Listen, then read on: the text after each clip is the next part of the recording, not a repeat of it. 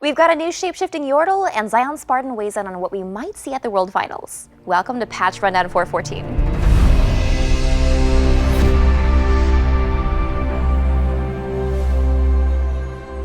Hey guys, MsPudding here. We've got a new champion, Gnar, and some balance changes in the run-up to the World Championships. I'll summarize what's changed, and then we'll have a conversation about Gnar and competitive strategy leading up to Korea. If you want to skip ahead, mouse over and click your topic of interest. Okay, Gnar, this adorable prehistoric Yordle switches uncontrollably between a ranged mini form and a tanky mega form, while occasionally looking scarier than Teemo in the process. I won't go into how his abilities work, watch the champion spotlight for that, but he's a pretty unique solo laner with a lot of awesome teamfight potential. We've also got balance changes to Kassadin, Kog'Maw, Malachi, Morgana, Orianna, and Rengar, along with some quality of life improvements for Zed and Gragas. Check out the full patch notes for details, because today we won't discuss the specifics. We'll instead talk about the state of competitive, because this patch may be the one the World Championships is played on. This week, I'm joined by Morello from Game Design, ZionSpartan from Team Dignitas, and sixtwo from the Champion team. Hey. Who's actually 4'8". Yes. So I do want to start with Gnar. Shapeshifter, can't directly control his transformations, and he spends quite a bit of time in each form, like 15 seconds or more.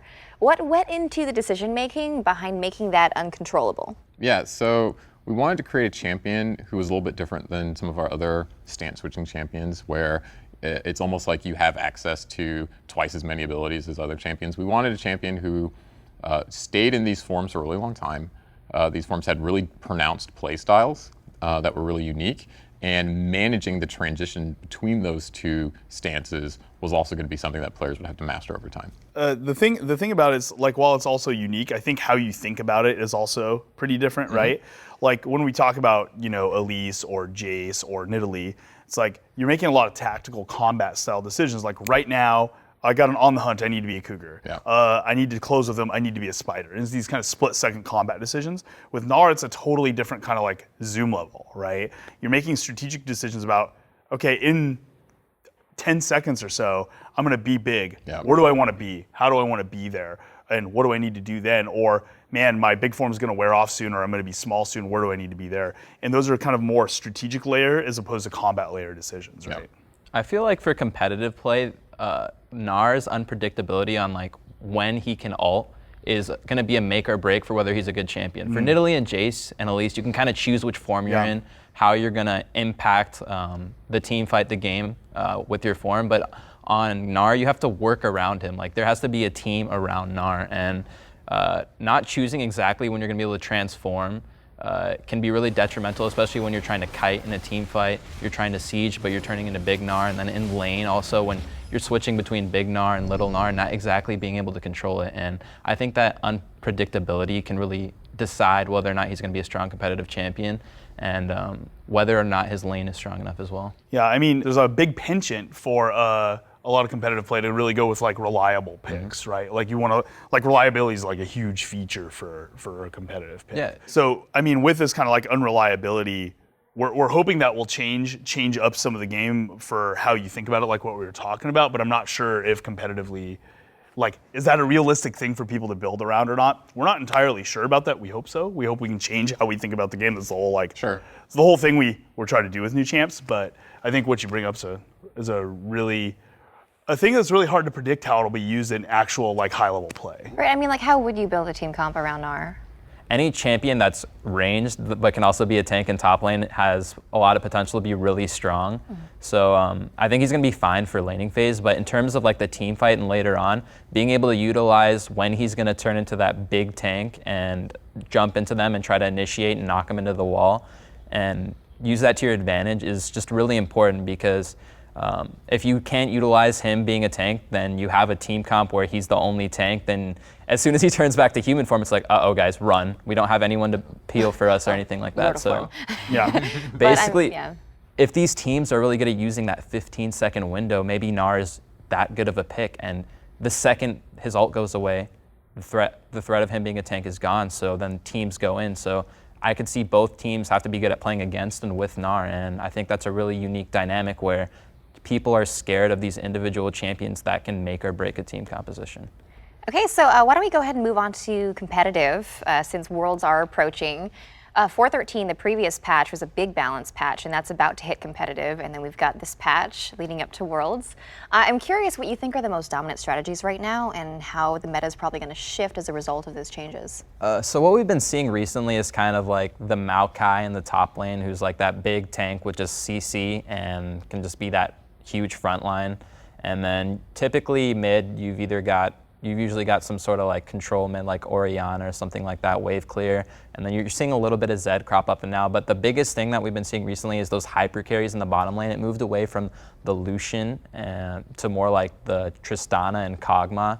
And that's why there's been a lot of huge tanks like the Malachi Alice in the top lane, because you have those hyper carries to protect bottom. And I think these changes that are coming up with the buffs to Zed a little bit and the nerf to Kassadin to finally bring him back in line so he doesn't have to be banned every game are really going to help spice up it's not going to completely change the face of competitive play before Worlds, but it's going to kind of fine-tune things in the right direction. I really like the use of assassins, and we haven't been seeing that much in Season 4, but it's definitely been starting to ramp up more towards where Worlds coming.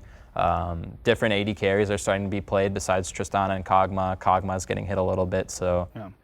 It's been a rough year for assassins overall. We've had to go take care of some things that were really like no response, high burst like problems. But what the thing like the buffs to Zed and the kind of like light tap to even a powerful champion like Kassadin is about. These are the kinds of gameplay that assassins can represent and be healthy in League, right? Like Zed's pretty close right now. Like these little buffs we think get him really right in the range of what a good assassin in League can look like.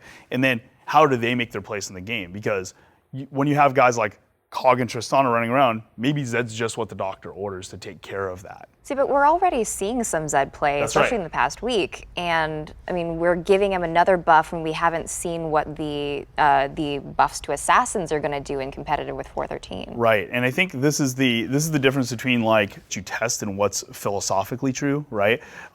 Zed, these are good changes for Zed, kind of regardless of his power level. They kind of improve his gameplay, make him a little bit more fun to play, honestly, and do just a little bit to his power. The Kassadin nerfs, on the other hand, are a bit of a nerf to Kassadin, but really extend what we call the drought mechanic, how long the mana ramping lasts on Kassadin, right, into a longer window. So now instead of like, well, Kassadin is just weaker and okay, handle it, right? It's when Kassadin's moving around the map and managing this is now a thing he actually has to manage much more carefully. Right, so he has to be more mindful of it. Yeah, and so he can make mistakes, or he can play it really well, right? Those are the kinds of gameplay changes we think are appropriate, kind of regardless of the power level. And then with some of the judgments we've seen, we say, a little up or a little down to try to nudge them into that final spot. Reading between the lines, you mentioned something about like the good assassin. Yeah. And maybe Zed being a good example of an assassin that we don't mind seeing more often. Or even like.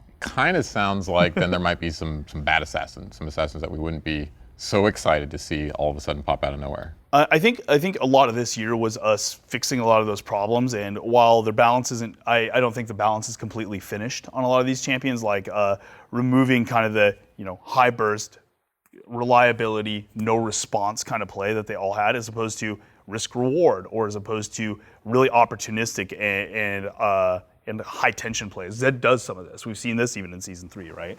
And I think we've done a lot of that work. There's probably still a couple of guys I would call out. I'm not going to call out any specific champions right here, right now. We'll see what the future holds on that. But yeah. I think a lot of the assassins are well primed now to start be putting in a spot where assassins have a role in League. That role is healthy, and we can support that role much better today than I think we could a year ago. Yeah, I did want to jump in with hyper carries though, because you did mention that right now we're seeing a lot of like tanks and hyper carries. Kog'Maw has been pretty much like a staple pick, like pick or ban, and we're nerfing him with 4.13. We haven't seen what that's going to do in competitive, and we're nerfing him again with this patch. I mean, is this the same sort of situation where we're just building onto the same change with a follow-up? A little bit. In Kog'Maw's case, it is a bit of a follow-up. We're pretty sure that our first nerfs were pretty conservative in 4.13. But additionally, what's really important again about like practice versus philosophy on this, Kog'Maw has always been one of the more interesting carries to see in the game. That's the kind of thing you want to see. Like, wow, they brought Kog. What's that mean? Their team's going to be really hyper-focused on this kind of pick, and it means a lot of things about how we're going to play and what we need to do about it. Kog'Maw's not that guy right now, and we think that's kind of a disservice to the character in the game. Kog'Maw's just this kind of like awesome hyper carry that you pick in a majority of situations without a lot of context of what my team is. And a lot of that's his items have allowed him to get around some of his previous weaknesses. Some of the item changes we've done on ADCs have kind of moved the power on that. And seeing less assassins gives less threat to him. All these things together. But what we needed to do is restore weaknesses back to Kog'Maw so we can leverage that huge artillery range and super high late game damage as his strengths and not just do a bunch of other stuff because he happens to. So regardless of what 413 necessarily does to Kog'Maw, doing something like making Kog of the slowest movement speeds in the game really aligns with what the character should be good and should be bad at. Right, so like when we used to see Protect the Vayne comps or something, Yeah. we know that she'd have like a weaker laning phase and that there were actual definite weaknesses to her where she had a bit less range than some of the... Yeah. Yeah, exactly. When I think of like a hyper carry, I think of a champion that has a weaker laning phase, but to compensate for that, she has one of the strongest late games in the game as a champion. And that wasn't the case for Kog'Maw because he would just win lane. He would win all of his lanes, and then he'd also be one of the strongest AD carries late in the game. Crazy range. Yeah. We were joking that Kog'Maw is he has a really clear identity right now, which is really strong early, really strong mid, and really strong late. It's very clear. Yeah, it's very clear. It's still a problem, but it's like at the same time, when you can start saying that about a champion, you definitely know there's not a lot of good trade-offs going on there. Kind of like the same with Malachi right now. Yeah. Malachi's kind of the same situation. Speaking of Malachi, we're seeing a lot of him recently since the gameplay update. And I mean, he's being picked or banned in almost every match, and every time I see him on screen, his ultimate is just on for the entire fight forever. If the Malachi train continues, how do you see teams like building and strategizing around him?